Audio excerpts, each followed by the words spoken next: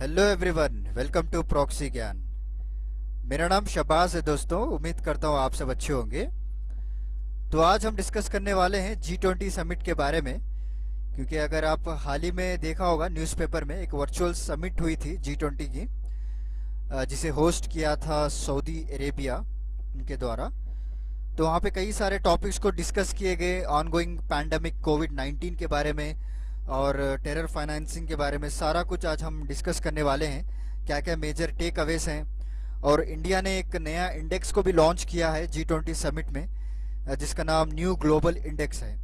तो हम चर्चा करेंगे वन बाय वन किस तरह से वो इंटरनेशनल को इंटीग्रेट कर सकते हैं इस इंडेक्स के साथ, और क्या क्या इंडिया के स्कीम्स हैं जो प्रेजेंटली अभी वर्क कर रहे हैं, राइट। तो सारा कुछ हम डिस्कस करने वाले हैं। वेरी इंपॉर्टेंट टॉपिक है दोस्तों। एग्जाम में जो है आपको डायरेक्टली क्वेश्चंस पूछे जाते हैं कि G20 के मेंबर्स कितने हैं और क्या क्या मेंबर कंट्रीज हैं, उनके नाम क्या हैं और कब इनको एस्टैब्लिश किया गया था और इसके हेडक्वार्टर्स कहाँ पे है। एक्चुअली इसके हेडक्वार्टर्स नहीं रहते, इट्स शिफ्ट होता रहता है from one country to another country. अभी इस साल आपको 2020 में सऊदी अरेबिया ने होस्ट किया है इस इवेंट को। आगे चलकर हम फ्यूचर इवेंट्स के बारे में भी चर्चा करेंगे। तो चलिए आगे बढ़ते हैं। आगे बढ़ने से पहले बता दूं, एक छोटा सा रिमाइंडर है आपको कि आप इसी तरह इंटरेस्टिंग लेक्चर्स देखना चाहते हैं तो हमारा वेबसाइट है www.proxygyan.com।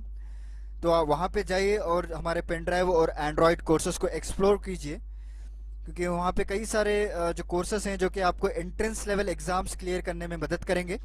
और स्पोकन इंग्लिश के भी कोर्सेज रहेंगे, राइट।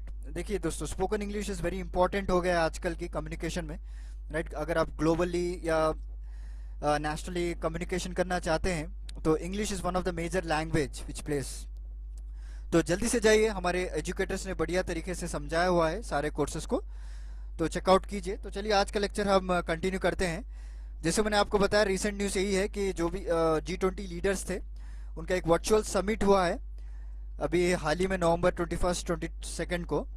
तो उसमें कोविड-19 पैंडमिक के बारे में ज़्यादातर चर्चा की गई है, उसके वैक्सीनेशन के बारे में और जो FATF के बारे में सारा कुछ हम डिस्कस करने वाले हैं।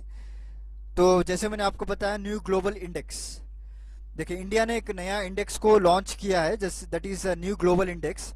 तो इसका मेन बेसिस क्या है? ये 4 पिलर्स के ऊपर बेसिस है। फर्स्ट आपको टैलेंट हो गया, next technology, transparency and ट्रस्टशिप towards the planet. मतलब इंडिया ये मानता है कि जो एक इंटरनेशनल एक प्लेटफॉर्म क्रिएट किया जाए, जितने भी स्किल के लोग हैं वहाँ पे अपना टैलेंट को दिखा सके, अपने आइडियाज़ को शेयर कर सकें, राइट। क्योंकि इंडिया के अगर इनिशिएटिव्स की बात करें आप, तो हमारे पास नेशनल स्किल डेवलपमेंट मिशन बोल के प्रोग्राम है। सो ये मकसद ही ये है कि जितने भी सेक्टर से हो, जितने भी स्टेट से, कई सारे लोग इसमें पार्टिसिपेट करते हैं, राइट, अपने आइडियाज़ को शेयर करते हैं। इससे क्या होता है दोस्तों, सी बेसिकली अगर आप एक आइडियाज़ को एक बॉक्स में बंद करके रखेंगे तो उसका कोई फ़ायदा नहीं है, उसको शेयर करना चाहिए, राइट। आप एजुकेशन ही ले लीजिए आप, राइट। एजुकेशन आप जितना शेयर करेंगे उतना बढ़ेगा आपका। कई लोग को मानते हैं, जैसे मैंने अभी देखता रहता हूँ रोज़ कि कई लोग अपने में पड़े रहते हैं, कोई शेयर नहीं करता है। ये लोग ऐसा समझते हैं कि मैं शेयर कर दूंगा तो वो आगे चले जाएगा, वैसा नहीं है। Exchange of ideas is very important between two people. तो इसी तरह हमारे प्रधानमंत्री मोदी जी ने एक इस प्रोग्राम को भी निकाला था, नेशनल स्किल डेवलपमेंट मिशन। तो उसमें कई सारे ह्यूमन टैलेंट पूल किया था उसमें, राइट। और न्यू एजुकेशन पॉलिसी भी लाई गई हाल ही में, और प्रधानमंत्री इनोवेटिव लर्निंग प्रोग्राम भी है जहाँ पर आप कई सारे स्किल ट्रेनिंग एक्टिविटीज़ कर सकते हैं जाके, right.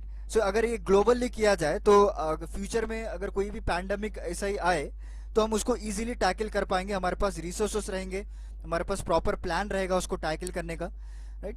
The main drawback of this जो इकोनॉमिक ग्रोथ का है कि हमारे पास कोई प्रॉपर प्लान नहीं है। इसकी वजह से सारे लाइफ स्टैग्नेट हो चुकी है, इकोनॉमिक कॉन्ट्रैक्शन में जा चुका है पूरी world economic growth, right. We do not have any proper plan. तो this is one most important कि टैलेंट शेयर किया जाए। नेक्स्ट टेक्नोलॉजी की बात करें, सो टेक्नोलॉजी कुछ ऐसी डेवलप करें जो ह्यूमैनिटी के लिए बेनिफिट हो, बेसिक थिंग, राइट। आप टेक्नोलॉजी डेवलप कर रहे हैं बट उसे वायलेंस पर्पस के लिए यूज़ कर रहे हैं, राइट। और न्यूक्लियर वेपन्स, बायोलॉजिकल वेपन्स, कई सारे उसमें टेक्नोलॉजी यूज़ करें, this is not benefit to human. तो ऐसी टेक्नोलॉजी को यूज़ करें जैसे ह्यूमैनिटी को बेनिफिट हो। हमारे इंडिया की बात ले लीजिए, हमारे जो स्कीम्स है, डिजिटल इंडिया हो गया, ई गवर्नेंस स्कीम हो गया, तो this are all come under technology initiative.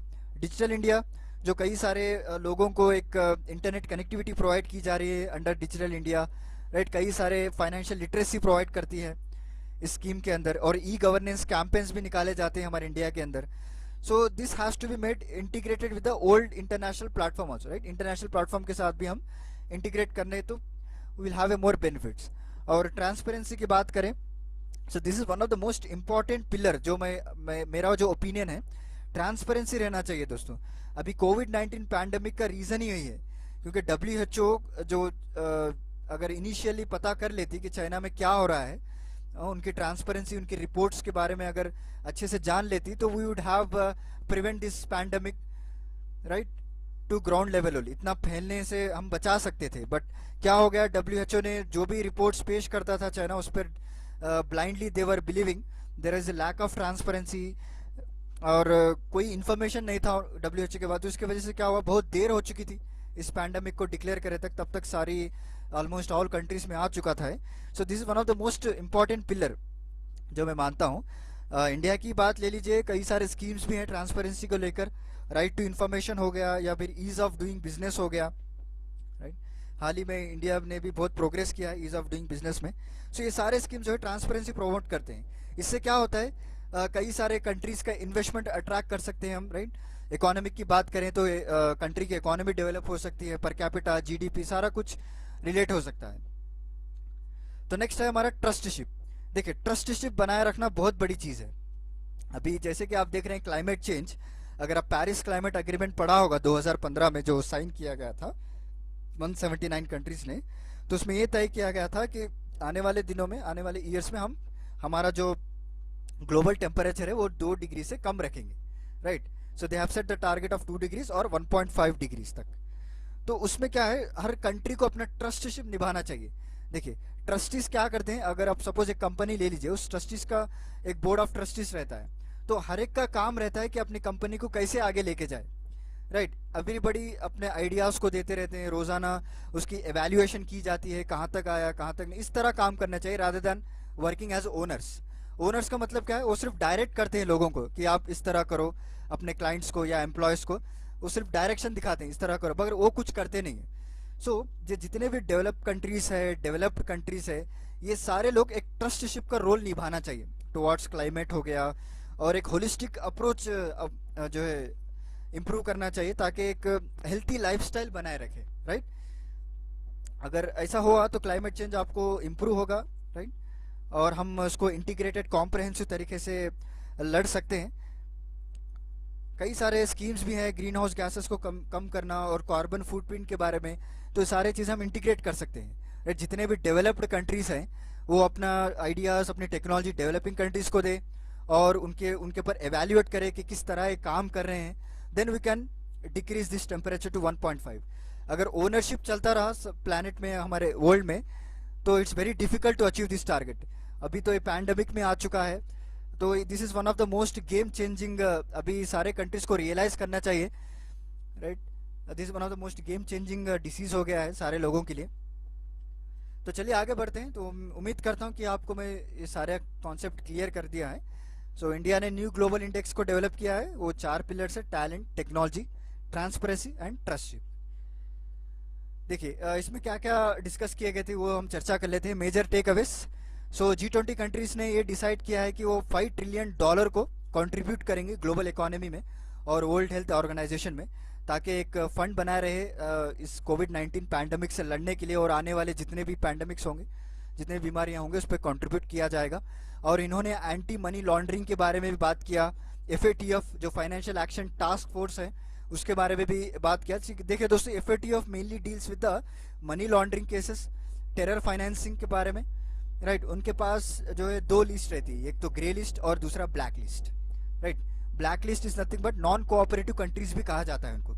जो भी कंट्रीज टेरर फाइनेंसिंग करती है, उन लोगों को ब्लैक लिस्ट में इंक्लूड कर देते हैं। तो इसका मेजर ड्रॉबैक क्या होगा, अगर कोई कंट्री ब्लैक लिस्ट में चले जाती है, तो मेजर ड्रॉबैक ये है कि उसको कोई लोन्स नहीं मिलते हैं। जैसे कि कई सारे मल्टीलेटरल इंस्टीट्यूशन है, वर्ल्ड बैंक हो गया, IMF हो गया, तो इन सारे लोग कोई लोन प्रोवाइड नहीं करता है तो कंट्री की डेवलपमेंट रुक जाती है, right. They will get into debt trap, तो कई सारे प्रॉब्लम्स हो जाते हैं। सो अभी हाल ही में न्यूज़ में भी देखा होगा आपने कि Pakistan is in grey list. Grey list का मतलब ये है कि दिस FATF जो टास्क फोर्स है वो अंडर सर्वेलेंस रखा गया है पाकिस्तान को, कि अगर आप फ्यूचर में चलकर वो कोई ऐसे स्टेप्स उठाए जो टेरर फाइनेंसिंग को रोक सके, then it can be removed from grey list also. But देखते हैं फ्यूचर में क्या होता है। सो इन सारे चीज़ों के बारे में इस मीटिंग में डिस्कस किया गया है, राइट। और G20 लीडर्स ने ये भी कहा है कि कोविड-19 पैंडमिक की वजह से कई सारे जो जिंदगियां बर्बाद हो चुकी है, लाइवलीहुड्स अफेक्ट हुआ है, इकोनॉमिक्स अफेक्ट हो चुके हैं, वर्ल्ड इकोनॉमिक ग्रोथ जो है कॉन्ट्रैक्शन में जा चुका है, तो इसको फिर से दोबारा रिन्यू करने की भी बात की गई है। और साथ ही साथ क्लाइमेट चेंज, जैसे मैंने अभी बताया आपको, क्लाइमेट चेंज के बारे में भी इशू उठाया गया है, राइट। तो अगर क्लाइमेट चेंज के बारे में उठाया गया तो हम कुछ इंडिया के कुछ इनिशिएटिव्स भी हम देख लेते हैं कि इंडिया क्या क्या स्टेप्स ले रहा है, because India is a developing country, right. तो इंडिया का भी मेजर रोल है। We have a lot of population, we will also contribute more to the GDP, right. तो चलिए देखते हैं पहले India initiative for lower emission. तो पहले बात करें तो इंफ्रास्ट्रक्चर ज़्यादातर इस पर जोर दिया जा रहा है। तो अगर आप देखें, एक डिजास्टर रिजाइलेंट इंफ्रास्ट्रक्चर बनाया गया था 2017 में, जब भी G20 समिट हुई है उसी में इसको लाया गया था। तो इसमें क्या होता है, कई सारे कन्वीनियंट और एफिशिएंट इंफ्रास्ट्रक्चर को डेवलप किया जाता है क्लीनर एनवायरनमेंट से, राइट। ग्रीन एनर्जी यूज कर कर इसको डेवलप किया जाता है ताकि हम एमिशंस को कम कर सकें। और एक फेमस जो इनिशिएटिव है इंडिया फ्रांस का, उसका नाम इंटरनेशनल सोलर अलायंस है। एक इंटरनेशनल प्लेटफॉर्म है दोस्तों, जिसका हेडक्वार्टर आपको गुरुग्राम में मिलेगा, हरियाणा, गुड़गांव में। This only one international platform जहाँ पे हेडक्वार्टर इंडिया में रहेगा आपको, राइट। रिसेंटली इसकी मीटिंग भी हुई थी इंटरनेशनल सोलर अलायंस के बारे में। और कई सारे स्कीम्स है, जैसे कि उन्नति ज्योति अफोर्डेबल LEDs, उजाला के नाम से माना जाता है। जो आपने देखा होगा अपने शहर के जो स्ट्रीट लाइट्स हैं, पहले आपको एक 100 वॉट्स 200 वॉट्स के बल्ब्स दिखते थे, but they are all replace with the LEDs। इससे क्या होता है, हम जो एनर्जी को सेव कर सकते हैं और 38 million tons of carbon dioxide emission को रोक सकते हैं हम सालाना। It's very huge factor, right. So because India is also playing major role in the economy. तो अगर आप देखें तो 40% ऑफ इस इलेक्ट्रिसिटी जनरेट होती है हमारे नॉन फॉसिल जो है फ्यूल रिसोर्सेज से।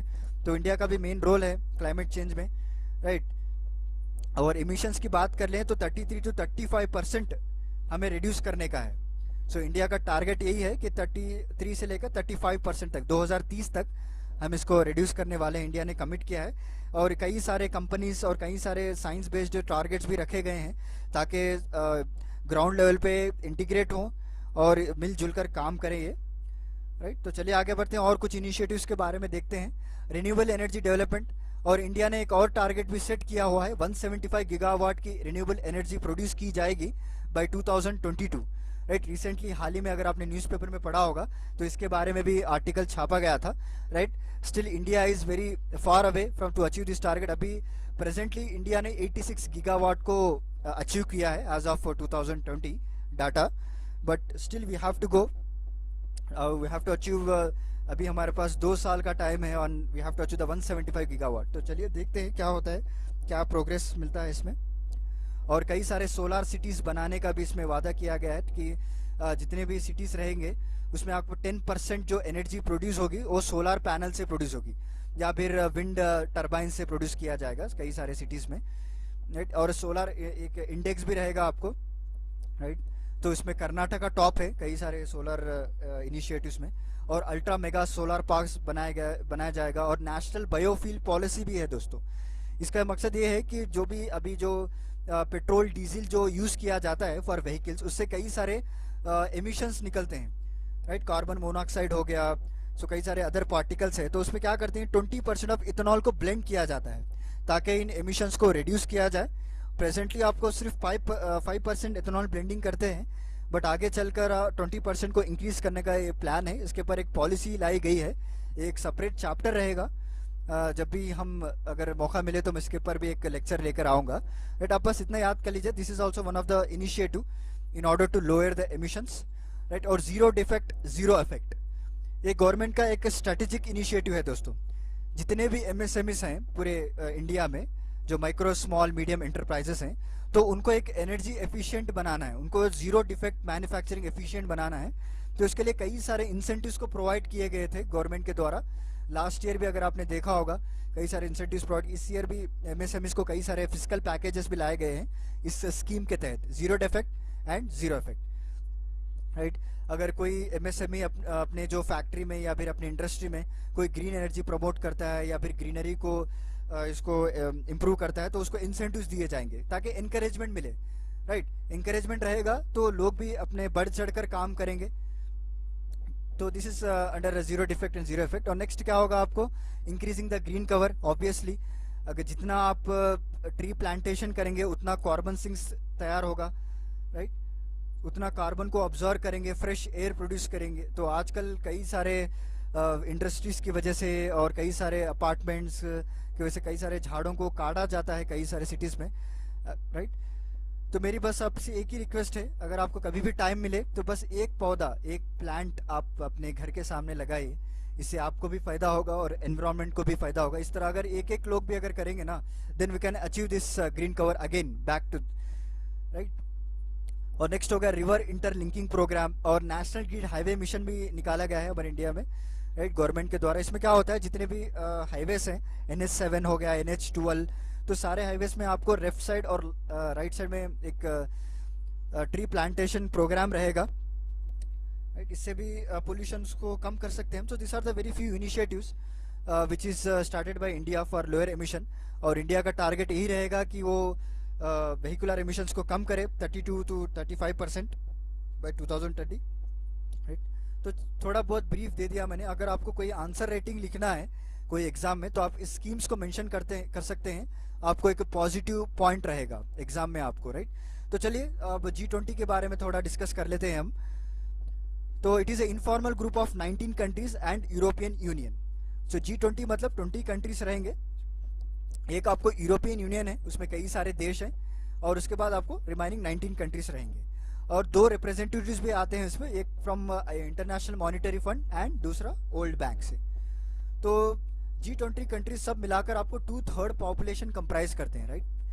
Basically India is also largest country in population, so 2/3 of world population भी आपको इस पर रहेगा। और 85% आपको GDP कंट्रीब्यूट करते हैं, और 75% ग्लोबल ट्रेड होता है दोस्तों आपस में। इन कंट्रीज के बीच में 75% आपको ट्रेड चलता है। So then it is very most important forum in international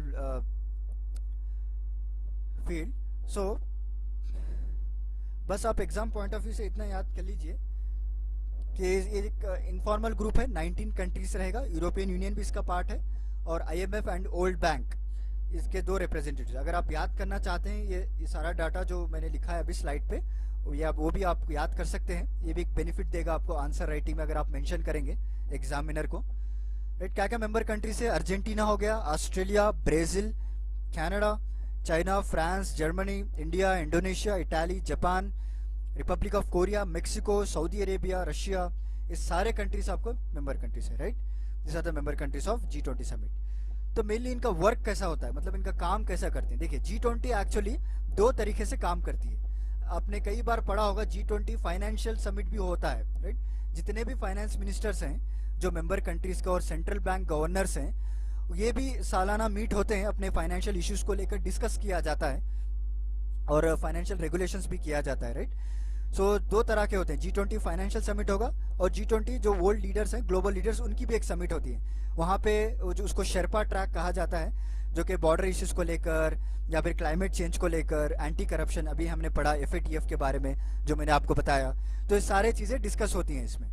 हो गया finance track and Sherpa track. Confuse मत होना, 2 भी एक G20 का ही पार्ट है, राइट। कई बच्चे कंफ्यूज हो जाते हैं कि आपने न्यूज़ में पढ़ा होगा फाइनेंस मिनिस्टर का भी एक मीटिंग होता है, वो अलग से G20 मीटिंग है, नहीं, वैसा नहीं, डिवीजन ऑफ वर्क किया जाता है बस,